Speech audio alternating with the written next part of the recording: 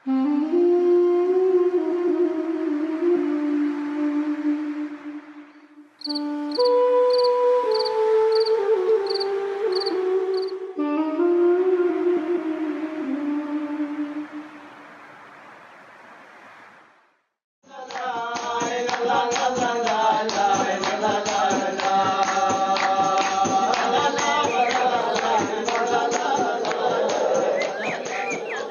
بھی قدرتی حسن، سرسبز وادیوں اور سفید برف پوش پہاڑوں کی بات ہوتی ہے تو سرزمین گلگت بلتستان کا ذکر نمایاں ہوتا ہے۔ گلگت بلتستان کو اللہ تعالیٰ نے قدرتی نعمتوں سے زینت دی ہے، جس کی وجہ سے یہ خطہ دنیا بھر کے لیے توجہ کا مرکز بنا ہوا ہے۔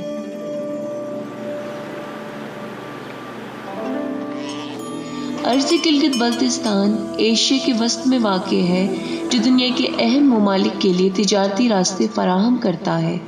یہ راستے پہاڑوں کے دامن چیرتے بل کھاتے ہوئے گلگت بلتستان کو دنیا کے اہم ترین ممالک سے ملاتے ہیں۔ اس علاقے کی عظمت رفتہ کی بنیاد پر دنیا بھر کے ماہرین ارضیات اسے کاکپٹ آف سینٹرل ایشیا کا نام دیتے ہیں۔ مختلف تقاریب کے اندر بھی اور نجی گفتگو کے اندر بھی عموماً گلگت کے ساتھ سارگن کا لفظ استعمال کرتے ہیں۔ بعض لوگوں کا خیال جو ہے سارگن سے سینٹر کا ہے۔ گلگت سٹی جو کہ ایک تاریخی حوالے سے اپنا ایک خاص ایک مقام ہے، اس کا ہسٹوریکلی اگر ہم جا کے دیکھیں تو اس کی ایک بہت بڑی امپورٹنس ہے، اہمیت ہے، اور یہ اہمیت آئی تھنک اس وجہ سے ہے کہ یہ ایک کراس روڈ پہ واقع ہے ان بٹوین سینٹرل ایشیا۔ اگر ہم نارتھ کی طرف دیکھیں تو چائنا، اسپیشلی چائنا کا ویسٹرن پارٹ، اور تھوڑا سا بیونڈ اگر ہم جا کے دیکھیں تو رشیا آتا ہے، دین سدرن سائڈ پہ پورا سب کنٹیننٹ، انڈس سویلائزیشن، انڈس ویلی، اور اس طریقے سے ویسٹرن سائڈ پہ ہمارا افغانستان ایریا۔ تو اس طریقے سے یہ پورے ریجن، خصوصاً ایشیا کا جو ہب ہے، ایشیا کا جو سینٹر ہے، اس کا ایک سینٹرل پوائنٹ میں کہوں گا کہ یہ گلگت سٹی یہاں پہ لوکیٹ ہے۔ شہر گلگت، جو کہ گلگت بلتستان کا دارالخلافہ ہے، جو اپنے بہترین آب و ہوا، زرخیز و ہموار میدانی علاقے اور انسانی آبادی کے لیے بہترین ماحول کی بنیاد پر دور قدیم سے ہی بنی نوع انسان کی آبادی کا پیش خیمہ اور آماج گاہ رہی ہے۔ سینچریز بیونڈ اگر ہم دیکھیں تو اس وقت بھی یہ ایک چھوٹا سا ٹاؤن وہاں پہ موجود تھا۔ پورے جی بی لیول پہ اگر ہم دیکھیں تو یہ واحد علاقہ تھا کہ جہاں پہ اچھی خاصی تعداد میں لوگ آباد تھے، اور ایڈمنسٹریٹو پورے جی بی کا یہ مرکز رہا ہے۔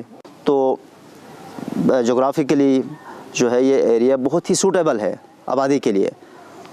ایک پرمنٹ قسم کی اسٹریم یہاں پہ ہمیں ملتی ہے، دریا ہے جو کہ مستقلاً سال بھر یہ دریا یہاں پہ بہتا ہے۔ ٹھیک ہے، انسانی آبادی کے لیے یہی دریا ہی کافی ہے۔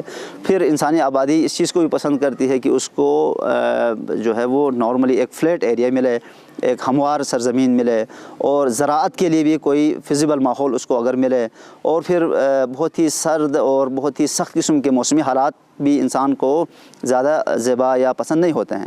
تو نتیجتاً ان تمام تر چیزوں کو، جغرافیکلی، نیچرل ریسورسز اور کلائمیٹک کنڈیشنز کو جب ہم دیکھتے ہیں تو یہ ایریا بہت ہی ایک سوٹیبل پلیس ہمیں محسوس ہوتا ہے۔ تاریخ کے مختلف ادوار میں جن لوگوں نے اس علاقے کو اپنا مسکن بنایا، ان لوگوں نے اپنی ثقافت کو اجاگر کرنے اور اپنے مذہب کی ترویج کے لیے مجسمہ سازی، پتھروں پر نقوش اور عمارت سازی کو اپنا شیوا بنایا، اور جو لوگ اس علاقے سے گزرے انہوں نے بھی اپنے آثار یہاں پر کندہ کیے۔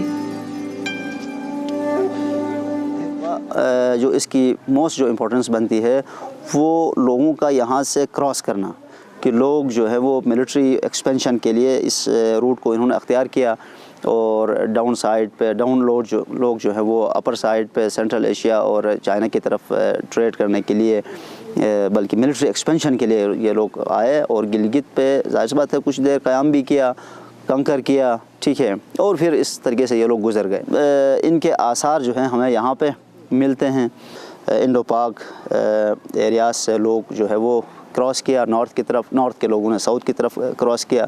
تو اس طریقے سے ہمیں گلگت سٹی کے اندر ان لوگوں کے آثار بھی، جو کہ ماہرین آثار قدیمہ جو ہیں وہ آج کل ہمیں بتاتے ہیں کہ کہیں پہ بدھا ہے تو کہیں پہ یشنی ہے، کہیں پہ اور مختلف قسم کے مینار وغیرہ جو ہے ہمیں ملتے ہیں. تو یہ ایک تاریخی حوالے سے ہمیں اس سٹی کی ایک اہمیت کا بھی اندازہ ہوتا ہے کہ اتنا امپورٹنٹ پوائنٹ تھا، امپورٹنٹ لوکیشن تھی، جس کی وجہ سے لوگوں کا آنا جانا یہاں پہ رہا ہے. 1400 سال پہلے سن 600 سے 700 صدی عیسوی میں اس خطے پر آرین قبیلہ آباد تھا. ایک بت پرست قبیلہ تھا جو مذہبی رسومات پر یقین رکھتا تھا.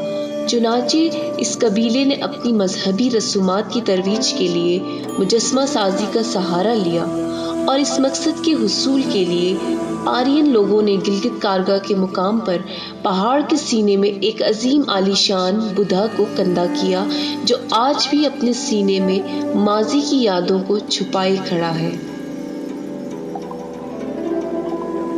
اس علاقے میں بون مت کا دور و دورہ تھا کسی زمانے میں. اس کے بعد پھر بدھزم کا رواج رہا. تو اس حوالے سے ہائیڈلبرگ والے کہتے ہیں کہ یہاں پہ 6ویں، 7ویں اور 8ویں صدی عیسوی میں بدھزم کا دور دورہ رہا. اسی عرصے میں بعض ہسٹورینز کا کہنا ہے کہ 7ویں صدی عیسوی کے اینڈ میں یا 8ویں کے ابتدا میں یہ کارو کیا. کشمیر سے کاریگروں کی بات بھی چلی اور پھر تبت سے بھی، لیکن اغلب قیاس یہی ہے کہ this statue was carved in late 7th century. اس بدھا کو بنانے کے بیک گراؤنڈ میں جو آئیڈیا ہے وہ بدھزم کا ہے. جیسا کہ اس بدھا کو لوکلی یٹھینی کہا جاتا ہے. یٹھینی وہ گوڈس ہے بیسیکلی، ایک یکشا جو میل پروٹیکٹنگ گاڈ ہے، دوسرا یکشنی جو فیمیل پروٹیکٹنگ گاڈ ہے. لیکن یہ ایک ایسا گاڈ نہیں جو پروٹیکٹ کرتا ہو، یہ بدھا ہے، یہ یکشنی نہیں. 16ویں صدی عیسوی میں گلگت شہر پر مغلیہ سلطنتوں کا راج رہا. مغلیہ سلطنت جنگجو قبیلوں پر مشتمل تھی، اور تاج مغل جو ایک نامی گرامی اسماعیلی جنگجو تھا، اس نے وسطی ایشیا سے گلگت شہر کا رخ کیا اور شہر گلگت پر فتح حاصل کی.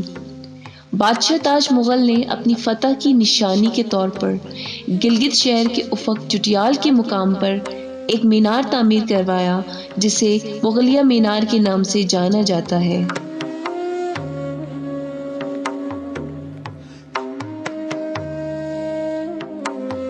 بدخشان سے ایک اسماعیلی واریر آیا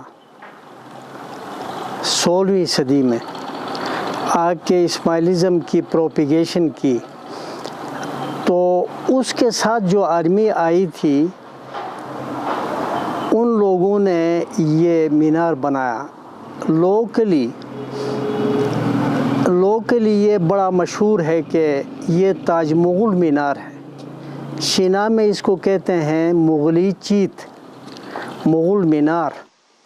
شہر گلگت کے انمول آثار قدیمہ یہ تقاضا کرتے ہیں کہ زمانے کا سینہ اتنا کشادہ تو ہو جو انہیں محفوظ کر لے.